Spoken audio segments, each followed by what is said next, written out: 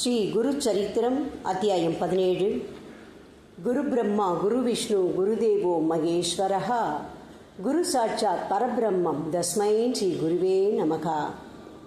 சித்தமுனி நாமதாரகனை பார்த்து, நீ உண்மையான குரு பக்தன், ஆகையால் உனக்கு இந்த குரு சரித்திரத்தை கேட்கும் வாய்ப்பு கிடைத்தது. மழை வருவதற்கு முன்பு ஜில் என்ற காற்று வீசும், அதேபோல் குருவின் கருணை பெறுவதற்கு முன்பு அவர் கதையை கேட்க வாய்ப்பு கிடைத்திருக்கிறது. ஆகையால் காமதேனுவான குரு சரித்திரத்தை கூறுகிறேன் கேள் என்றார். சுவாமி கிருஷ்ணா நதிக்கரையில் பில்லவடிகா கஷேத்திரத்தில் மேற்கு கரையில் அத்தி மரத்தடியில் 4 மாதங்கள் விரதம் செய்து கொண்டிருந்தார். அங்கு அவர் மறைமுகமாக இருந்து பிச்சை செய்து வாழ்ந்து கொண்டிருந்தார். அங்கு அவர் இருந்ததினால் அந்த இடத்தின் மகிமை அதிகமாயின என்றார். அதை கேட்ட நாமதாரகன், ஏன் சுவாமி அவர்கள் பிச்சை செய்து மறைமுகமாக இருந்தார்? அவர் எல்லாம் வல்ல இறைவனாயிற்றே என்றான். சித்தமுனி, அப்பனே, பரம்பொருளாகிய ஈசனும் மும்மூர்த்திகள் அவதாரமாகிய தத்தாத்திரேயரும் பிச்சை செய்யவில்லையா? மகான்கள் பிச்சை செய்வதும் தீர்த்த யாத்திரைகள் செய்வதும் தவம் புரிவதும் பக்தர்களின் நன்மைக்காகவே தவிர அவர்களின் சுயநலத்திற்காக இல்லை. பக்தி இல்லாதவர்கள் சுயநலவாதிகளிடமிருந்தும் தப்பிப்பதற்காகவே மறைமுகமாக இருப்பார்கள். ஆனால் எப்படி கதிரவன் ஒளிகள் கஸ்தூரியின் வாசனை மறைக்க முடியாதோ, குருவின் மகிமையும் வெளிப்பட்ட கதையை கூறுகிறேன் கேள் என்றார். கரவீர நகரத்தில் சகல வேதங்களும் சாஸ்திரங்களும் படித்த பிராமண பண்டிதர் ஒருவர் இருந்தார். அவருக்கு ஒரு மகன் இருந்தான். ஆனால் அவன் அறிவில்லாதவன், மூடனுமாக இருந்தான். அவனுக்கு சிறு வயதிலேயே தாய் தந்தையர் இறந்து விட்டார்கள். அவன் 7 வயது அடைந்தவுடன் மற்ற பிராமணர்கள் உபநயனம் செய்து வைத்தார்கள். மூடனாகி அவனால் காயத்ரி மந்திரம் கூட சொல்ல முடியவில்லை. எத்தனை முறை சொல்லியும் அவனுக்கு அந்த மந்திரம் நினைவுக்கு வருவதில்லை. இதை பார்த்த வித்வான்கள் எல்லாம் அவனிடம், நீ எப்படி பெரிய வித்வானான உன் தந்தைக்கு பிறந்தாய்? உன்னால் உன் குடும்ப கௌரவம் போய்விட்டது.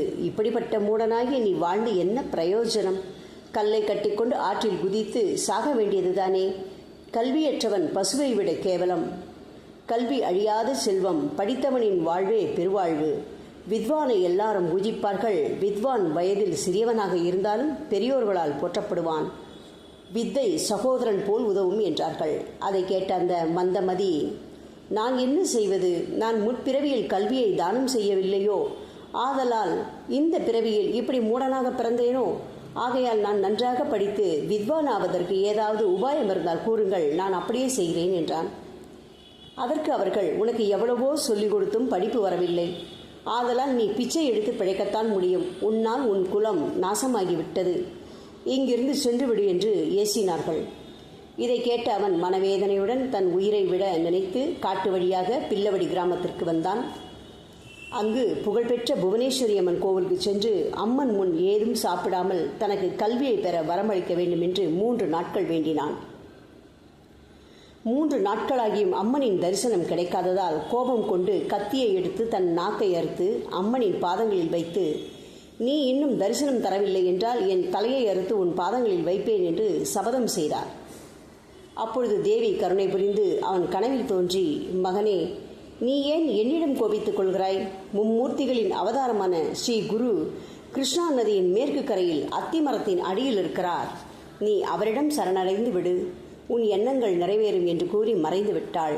உடனே அந்த சிறுவன் எழுந்து சந்தோஷமடைந்து நதியை தாண்டி மேற்கு கரைக்கு சென்று அத்தி மரத்தடியிலிருந்து ஸ்ரீ குருவின் பாதங்களில் தன் சிரம் வைத்து வணங்கினான். உடனே சுவாமி அவர்கள் சந்தோஷமடைந்து அவன் தலையில் தன் கரத்தை வைத்து உடனே துண்டிக்கப்பட்ட நாக்கு மீண்டும் சேர்ந்து விட்டது. ஸ்ரீ குருவின் ஆசீர்வாதத்தால் அவன் அனைத்து சாஸ்திரங்களும் வேதங்களும் பெற்று பண்டிதனாகி ஸ்ரீ குருவிடம் விடைபெற்று கிராமத்திற்கு சென்று உலக புகழ் பெற்று எல்லா சுகங்களுடன் வாழ்ந்தான். இதன் தொடர்ச்சி நாளை தொடரும். ஸ்ரீ குருபியோ நமக.